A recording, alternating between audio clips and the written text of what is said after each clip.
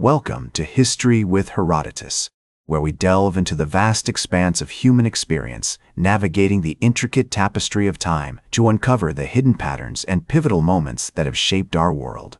Today, we embark on a journey to explore one of the most significant and far-reaching military campaigns in history, Operation Barbarossa, the German invasion of the Soviet Union during World War II. Imagine a clash of titans, where two colossal armies, each driven by ideologies as distinct as they are unyielding, collide in a maelstrom of steel and fire that would leave deep scars across the European landscape. Operation Barbarossa was not merely a military operation. It was a cataclysmic event that would test the very fabric of nations, challenge the resolve of their leaders, and forever alter the course of history. To understand the genesis of this monumental conflict, we must first turn our gaze towards the early 20th century, to an era marked by the tumultuous aftermath of World War I. The Treaty of Versailles, intended to usher in a new age of peace and stability, instead sowed the seeds of discord and resentment among the vanquished nations. Germany in particular felt the weight of the treaty's draconian terms, which imposed harsh reparations and severe limitations on its military capabilities. This fertile ground of grievance and ambition would soon nurture the ascent of Adolf Hitler, a man whose charisma and political acumen would propel him to the forefront of German politics. Hitler's rise to power in 1933 marked a significant turning point for Germany and the world at large. With his appointment as Chancellor, he began to dismantle the constraints imposed by the Treaty of Versailles, embarking on an aggressive path of militarization and territorial expansion. The remilitarization of the Rhineland in 1936, the annexation of Austria in 1938, and the occupation of Czechoslovakia later that year were all testaments to Hitler's unwavering resolve to restore German dominance. Meanwhile, across the border, the Soviet Union, under the iron-fisted leadership of Joseph Stalin, was undergoing its own transformative journey. The Soviet industrialization drive and the brutal campaign of agricultural collectivization had propelled the USSR into a major industrial power, but at the cost of unimaginable human suffering.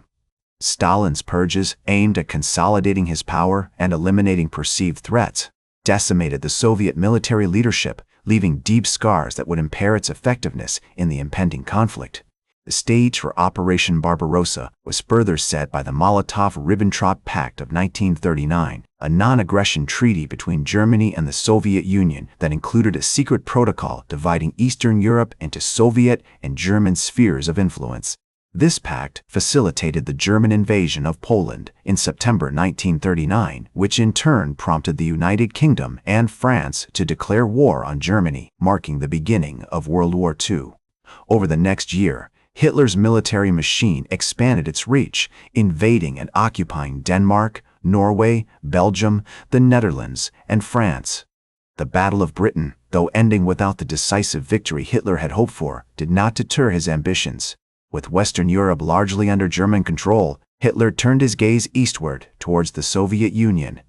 The planning for Operation Barbarossa began in earnest in the summer of 1940, with Hitler envisioning a swift and decisive campaign that would capture Moscow, topple the Soviet government, and secure the vast resources of Ukraine and the Caucasus.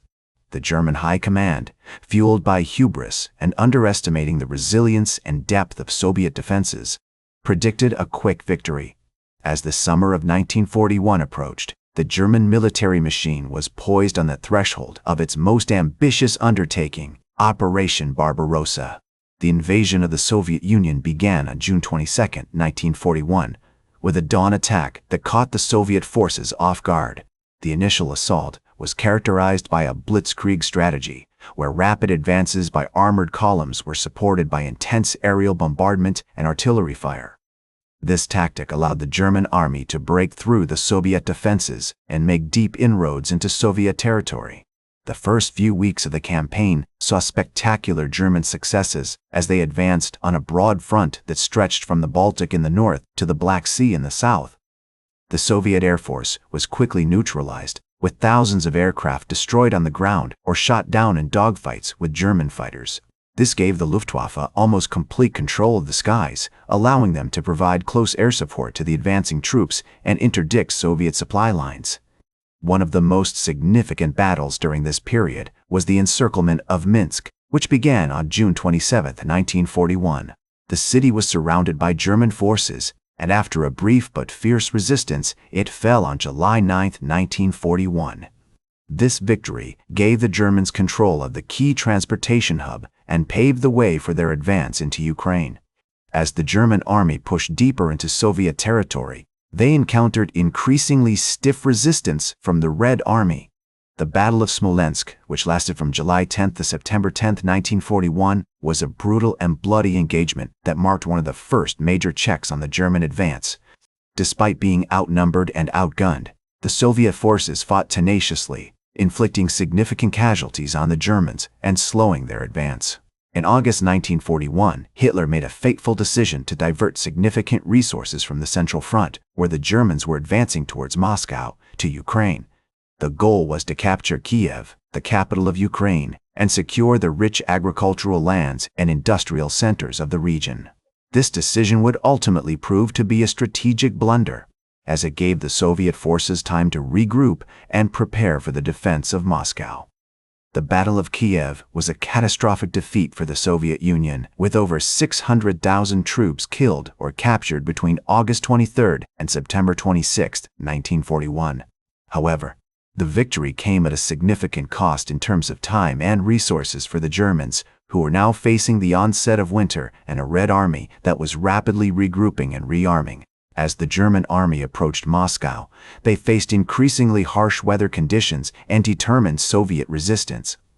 The Battle of Vyazma, which began on October 2, 1941, saw the Soviet forces launch a desperate counterattack against the German army, but ultimately ending in defeat.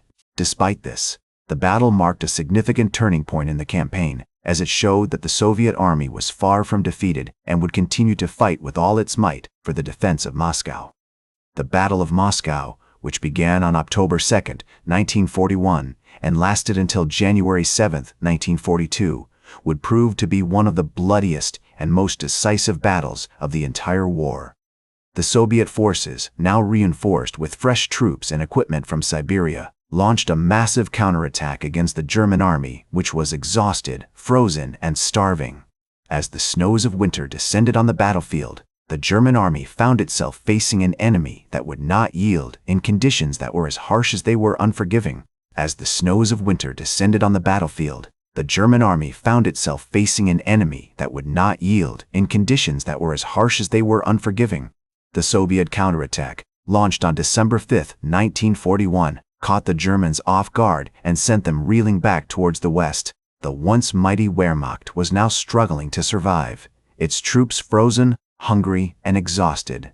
As the Soviet army pushed forward, it began to liberate the territories that had been occupied by the Germans, including the city of Kalinin, which was retaken on December 16, 1941. The failure of Operation Barbarossa marked a significant turning point in the war on the Eastern Front. The German army would never fully recover from the losses it suffered during the winter of 1941-42. And the Soviet Union would go on to play a major role in the defeat of Nazi Germany. As the Soviet historian Alexander Vasilevsky would later write, the battle for Moscow was not only a victory for the Soviet people, but also a turning point in the war, after which the initiative passed into the hands of the Red Army. As the war dragged on, the legacy of Operation Barbarossa continued to shape the course of events.